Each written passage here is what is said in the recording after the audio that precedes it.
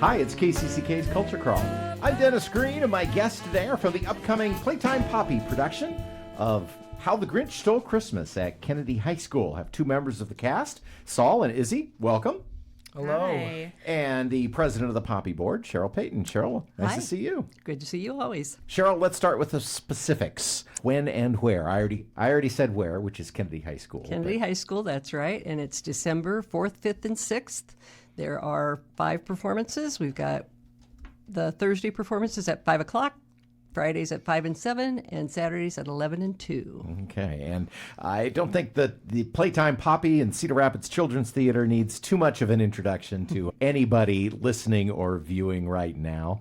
But so let's dive right into talking about this show. Izzy, you're the Grinch. I am the Grinch, yeah. And that is, the Grinch is a mythical beast. So even though it is traditionally played by males in a lot of the versions, you know, that nobody says it has to be, were you, I don't know, surprised when you ended up with this, or were you laser focused on getting this part from the get-go? I was laser focused on getting it. I knew, even though that I was maybe a girl that might have an impact on my role, but I just went in there and I did the best I could, and it turned out that the best that I could do was what they were looking for. Excellent. My director So, already... lucky you. You get to wear all the green makeup. Yeah, I do. That's going to be fun. Can't wait for my skin to feel really nice after that. We'll talk about. I'm curious about your costume and what that's going to look like. We'll definitely dive into that. But Saul, you are fresh off role. Both of you are fresh off big roles in past Kennedy musicals. We were talking off the air about Hadestown, which is one of my favorite shows. And you are the narrator, Old Max. I am Old Max. It's definitely fun. It has been a while since I've seen any version of the Grinch besides, probably the original cartoon. 'Cause that's a short investment of time. Yes. So does the musical version, does it align a little bit? Which version of the story does it kind of align with? So the movie? It mainly aligns with I'd say the original, because the way that we are doing it, Young Max and Old Max really only have one song together. Old Max is definitely more of a narrator character. He's the one that sings "You're a Mean One, Mr. Grinch." Mm-hmm. So it's definitely more narrator than anything else. And, of course, You're a Mean One, Mr. Grinch. Again, talking about playing against type a little bit, traditionally sung by a bass. You're a first tenor. I am. Tell me, how's that going? It's fun. Some of the notes are hard to get out most of the time. Worked on that but today. We did work on it today. You'll get there. They're coming along. They're coming along. Yeah. So, Izzy, besides the costuming, which of course is always great fun for this show, you said that you went after this part with a vengeance when you auditioned. What was it that made you decide this is the part I got to play? I just thought for my senior year, I think it would be so fun to just get to mess around on stage in a big green costume. Because for me, I love improv, and the fun part about the Grinch is that I can improv a little bit, because there's a lot of space for that, because the Grinch is just like spontaneous, and I base the way that I play my Grinch off Jim Carrey's, because that's the one that I grew up with, and I love Jim Carrey as the Grinch. But there is no Martha Mayhew in this musical, so for the parents, if you know that's that right. is, No love interest. no love interest for the Grinch. He doesn't need one. Yeah, that version. And what about the little dog? It's kind of like borderline animal cruelty in this musical, unfortunately, which reading the script I was like, oh, that happens, but I think we dialed it back a little bit. But yeah, Max and the Grinch together way more in this. But no animals will be hurt. No animals will be hurt. No animals will be harmed in this production. No animals will be harmed, I promise. We know that for sure. Saul, as Max, the narrator, it's your job to keep things moving in the show. Yeah. Is that challenging at all? It's sometimes you almost get caught up watching what's going on stage. Of course, yes. So a lot of the time, what's written in the script is Izzy interrupts me in some of my larger monologues with just Noises. a scream, a asking for a cheer from the audience. It's just fun, and I get to tell her to buzz off. But I will say that the more narration part of it is definitely easier from the sidelines, because it's a little odd where you have to stand in some points, but other than that, I do tend to watch a little bit more because I'm not as involved in the big dance numbers or the large ensemble group stuff. Yeah, neither of us dance. I dance.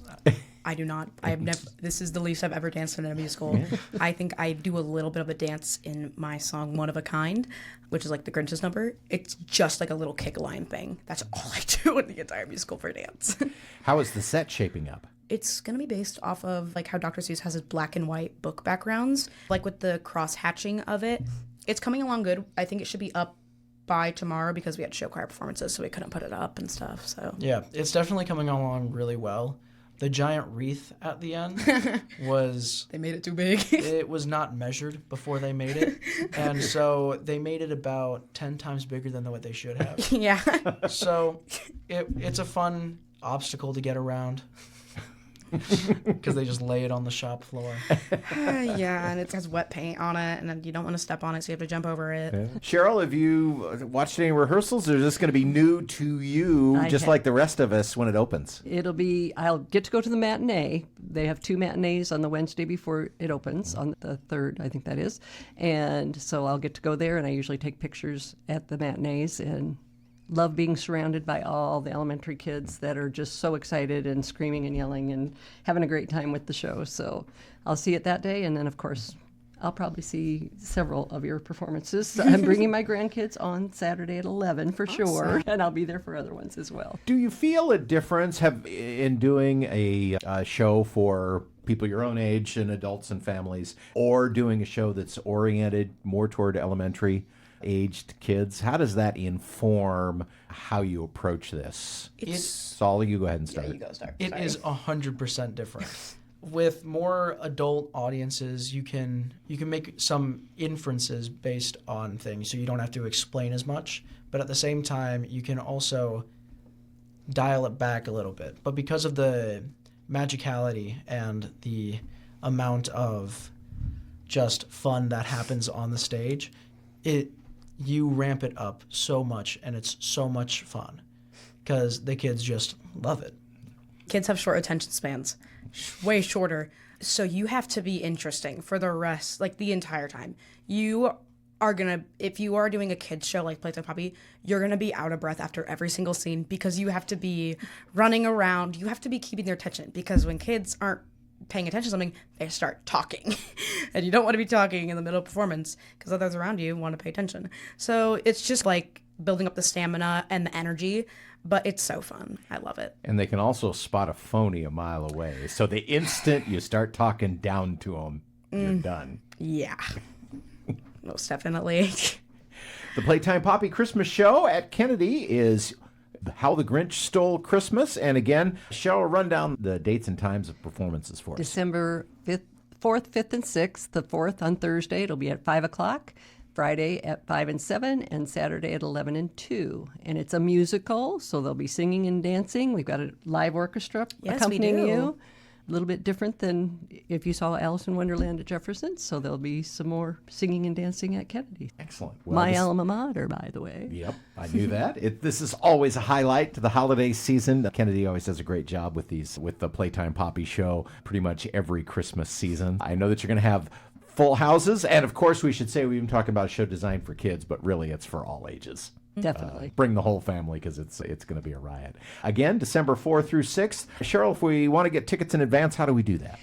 There's a link on Facebook. There's a link on our Playtime Poppy website, playtimepoppy.org, and Kennedy has posted some links to it as well. All right. So a quick and easy search should get you there. And it's reserved seats, so you want to get them ahead of time if you want to pick your seat. They are going pretty good. It's getting filled up there. Okay. Good luck with it, and thanks so much for being here today. Of course. Thank you for having us. Thank you. You can hear the Culture Crawl live on the radio most weekdays at 10:30, on demand at kcck.org/culture, or subscribe using your favorite podcast player. Watch our videos on the KCCK Facebook and YouTube channels. Our producer is Lydia Kilgore. The Culture Crawl theme is composed by Vivian Shanley. I'm Dennis Green, and I'll talk to you later.